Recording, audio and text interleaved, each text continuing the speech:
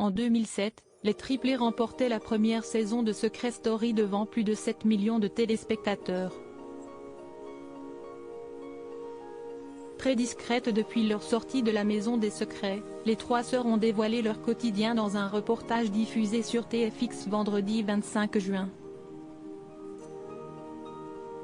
Il y a 16 ans, après 6 semaines passées dans la Maison de Secrets, Marjorie, Cyrielle et Johanna remportaient la première saison de Secret Story devant plus de 7 millions de téléspectateurs, un record.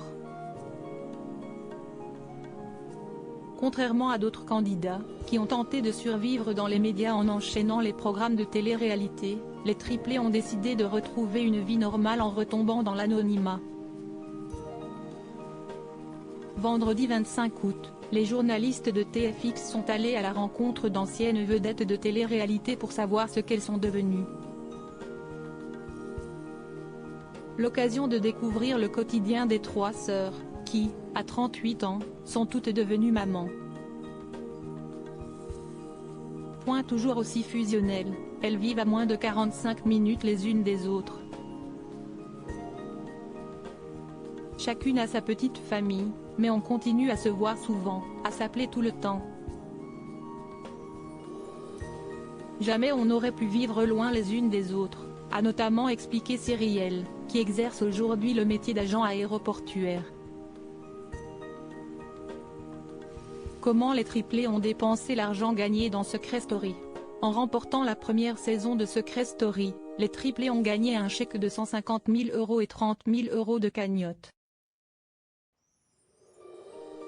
Elles ont ensuite décidé de diviser ces 178 000 € en 3, gagnant ainsi 60 000 € chacune. Dans l'émission Que sont-ils devenus? Elles se sont confiées sur la manière dont elles ont dépensé leur argent. L'argent du jeu qu'on a gagné on l'a divisé en 3 et on l'a mis de côté sans faire de folie, sans assurer notre avenir. Ça a permis l'achat d'une première maison et d'avoir une vie plus confortable et une vie de famille, a expliqué Johanna, qui est désormais mariée au sportif Jean-Baptiste Grimal. Comme elle, Marjorie et Cyrielle ont également décidé d'investir dans l'immobilier sans faire de folie. Des investissements intelligents.